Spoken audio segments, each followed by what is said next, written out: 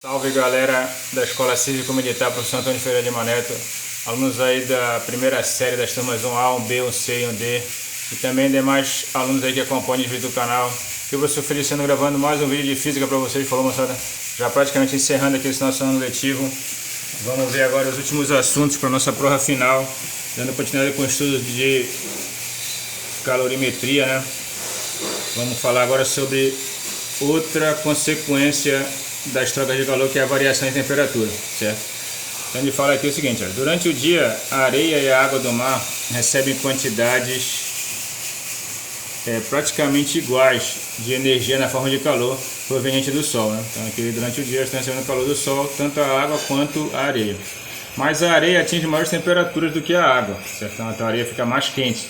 Durante a noite, tanto a areia quanto a água cedem energia para o ambiente, mas observa-se que a temperatura da água do mar se torna maior que a da água, certo? Que a da areia, aliás, desculpa. Então, durante a noite já fica a água mais quente que a areia.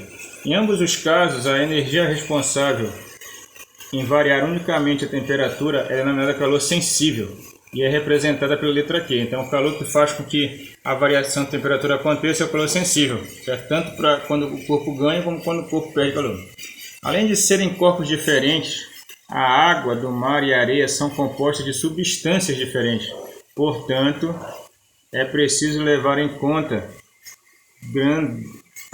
grandezas físicas que correspondem a propriedades intrínsecas de cada material. Neste caso, essas grandezas são a capacidade térmica e o calor específico. Certo? São essas duas coisas que entram em questão aí. A capacidade térmica é a grandeza que relaciona a alteração de temperatura de um corpo com a quantidade de calor recebida ou perdida por ele. E pode ser calculada por essa expressão aqui. Capacidade térmica, esse C maiúsculo, é igual a quantidade de calor dividido pela variação de temperatura.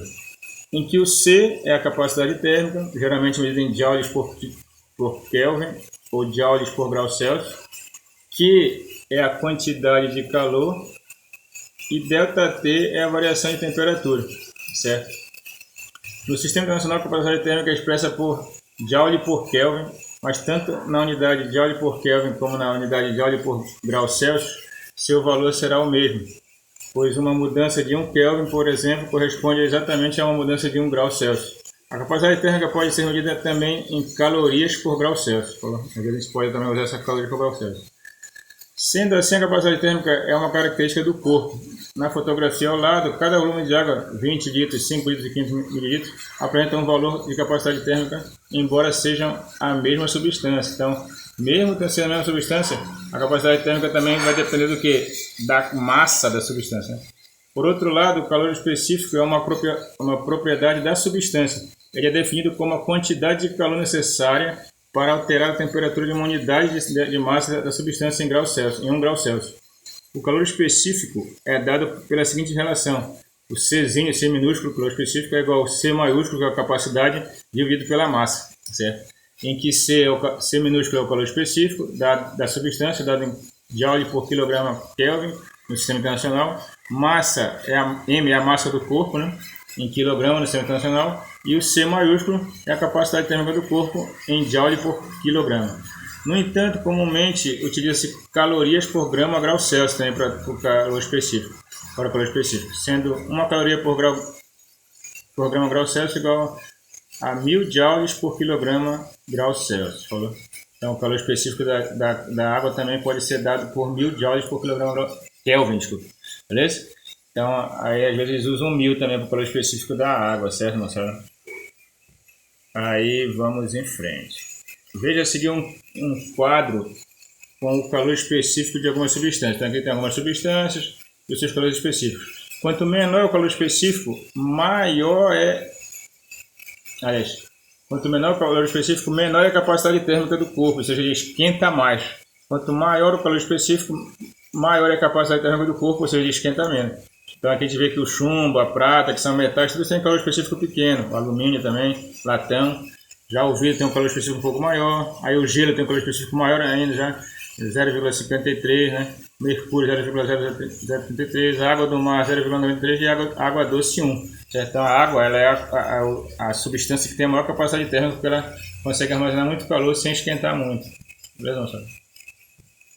Aí vamos em frente. Aí chega na fórmula aqui, ó. Substituindo a definição da capacidade térmica na definição do calor específico, tem-se a equação denominada equação fundamental da calorimetria. Então, essa bem aqui. Calor sensível é igual a massa vezes calor específico vezes a variação de temperatura. É a famosa fórmula do Ki-macete. Essa fórmula cai muito no Enem ultimamente. Nesse último Enem agora desse ano de 2022 caiu também. Em que no sistema internacional, Q é a quantidade de calor em Joule, M é a massa em quilogramas e C é o calor específico em Joule por quilograma Kelvin. E ΔT é a variação de temperatura em Kelvin, né? É bastante comum expressar a quantidade de calor também em calorias, certo? Pode ser dado em calorias. Sendo a massa e o calor específico grandezas positivas, se o corpo perder o calor vai ser negativo e a temperatura vai diminuir. Se o corpo receber o calor, o Q vai ser positivo e a temperatura do corpo vai aumentar. Vai ser também positiva a variação de temperatura. Beleza? Outra situação que acontece com as trocas de calor é a mudança de fase. Observe a fotografia seguinte, certo? O cara está derretendo aqui, né? Um determinado material. O joalheiro está derretendo um material aqui. Beleza? Aí o que acontece aí? Consideramos uma situação em que um corpo constituído apenas por uma substância recebe calor. Em temperaturas específicas, a substância pode sofrer uma mudança de fase, na qual a temperatura do corpo permanece constante. Então, determinada temperatura, o corpo começa a mudar de fase, certo? Ele passa de uma fase para outra. Nesse caso, para onde vai o calor absorvido pelo corpo se a temperatura permanece constante durante a transição de fase da matéria? A fase sólida, líquida e gasosa se diferenciam pelo estado de agregação na matéria. Na fase sólida, as partículas formam uma estrutura rígida, apresentam mínima mobilidade e baixa energia. Na fase líquida, as partículas formam aglomerados com maior energia e maior mobilidade. Isso possibilita aos líquidos a propriedade de escoar e moldar seu recipiente. O líquido fica com a forma do recipiente onde ele está. Na fase gasosa, as partículas não interagem entre si, a não ser por meio de colisões de curta duração. Então, na fase gasosa, elas estão mais afastadas ainda. Portanto, para que uma substância passe de uma fase para outra, como mostrado na imagem ao lado, é necessário alterar o estado de agregação da matéria. Certo? Então, o que acontece aqui são as mudanças de fase, né? Passa do sólido para o líquido, quando acontece a fusão, passa do líquido para o gasoso, quando acontece a vaporização. Aí pode ser revertido, pode voltar do gasoso para o líquido, quando acontece a condensação, ou do líquido para o sólido, quando acontece a solidificação.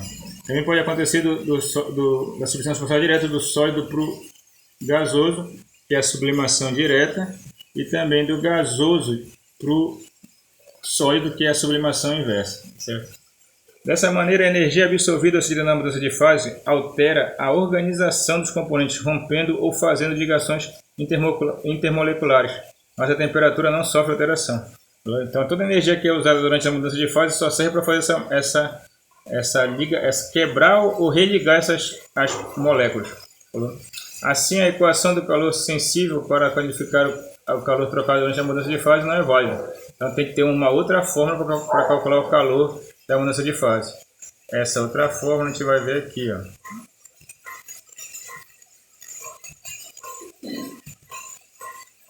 Certo? A quantidade de calor absorvida ou perdida na mudança de fase é chamada de calor latente e pode ser calculada pela relação Q igual a M vezes L, em que no sistema internacional esse Q é a quantidade de calor em Joule, M é a massa, a quantidade de massa em quilograma, e L é o calor latente em Joule por quilograma. Certo? Essa é a famosa fórmula para a mudança de fase, que é a Lou igual a massa vezes o calor latente, e ela também a gente pode chamar de Quimel. Né? Quimel. Sei lá, a outra é o Ki-macete, que é o calor sensível, essa daqui é o Quimel, que é o calor para a mudança de fase. A grandeza L é o calor latente de mudança de fase e representa a quantidade de calor necessária para mudar o estado de uma unidade de massa de determinada substância, dada em Joule por quilograma ou em Cal por grama grau Celsius. Certo? Então, a quantidade de calor que tem que ser fornecida para que a substância mude de um estado para outro. Essa aí é a fórmula do Quimel. Para amostras de substâncias diferentes, além da quantidade de energia necessária para a mudança de fase, a temperatura na qual elas ocorrem é diferente. Para a água, a pressão de 1 atm, sabe-se que a fusão ocorre quando a temperatura atinge 0 graus. Certo? Então a água passa do gelo para o líquido quando ela está em 0 graus. No entanto, a fusão do cobre, por exemplo, só ocorre numa temperatura de 1083 graus. Ou seja, para derreter o cobre tem que esquentar bastante. O quadro abaixo apresenta o calor latente de mudança de fase e suas respectivas temperaturas para algumas substâncias, certo? Então a gente vê aqui, por exemplo, que a água ela só passa do estado sólido para o líquido, ou seja, o gelo derrete só quando está em 0 graus e é preciso fornecer 80 calorias por grama de gelo para derreter. Quando a água está no estado líquido, ela só vai virar vapor se chegar em 100 graus e é preciso fornecer 540 calorias por grama para ela poder vaporizar totalmente, beleza? Essas aqui são para a água, certo? Aí tem para o álcool. O álcool etílico, por exemplo, ele já vaporiza numa temperatura menor do que a água, né? Por isso que quando o álcool, de passar álcool na tua pele, o álcool em gel, por exemplo, né? Ele acaba vaporizando mais rápido porque ele tem uma temperatura menor de vaporização. O chumbo, já para derreter o chumbo tem que estar em 1750 graus, né? Uma temperatura bem alta. O cobre para derreter tem que estar em 2566 graus, ou seja, são substâncias, desculpa lá, 1083 graus para derreter, aqui 1063, aqui já seria para vaporizar, beleza? Então é isso. É importante notar que os valores mostrados no quadro valem para a pressão de 1 atm, e que se essa pressão for alterada, a temperatura de fusão ou de ebulição de uma substância também muda. Certo? Aumentando essa pressão sobre o gelo, por exemplo, ele se funde a uma temperatura menor que 0 graus. Ao passo que na pressão abaixo de 1 atm, a temperatura de fusão é maior que a temperatura de 0 graus. Certo? Então, esse efeito pode ser verificado no experimento ao lado, que eles colocaram um peso, né, pendurado numa barra de gelo, e a pressão do fio vai derretendo o gelo aqui. Por que derrete essa parte aqui, mesmo que a temperatura esteja acima de 0? Porque a pressão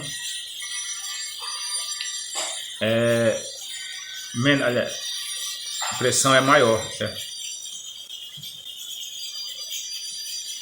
Aí a mesma coisa acontece aqui na ebulição. A temperatura de ebulição também se altera com a pressão, de modo que aumentando a pressão sobre o líquido eleva-se a temperatura de ebulição. Então, por exemplo, para te ferver água ou cozinhar numa panela de pressão, o que acontece? Dentro da panela de pressão, a pressão é maior do que fora, chega a ser 2 atm.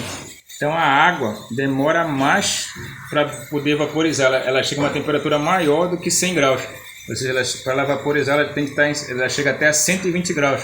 Então, dentro da panela de pressão, a temperatura fica muito grande da água. E aí, como a temperatura é muito alta, ela cozinha mais rapidamente.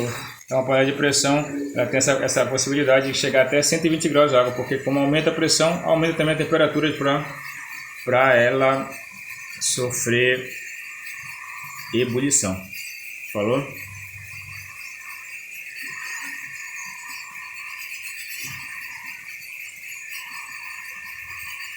É isso aí, moçada. Esse é o conteúdo para a nossa prova final. Falou?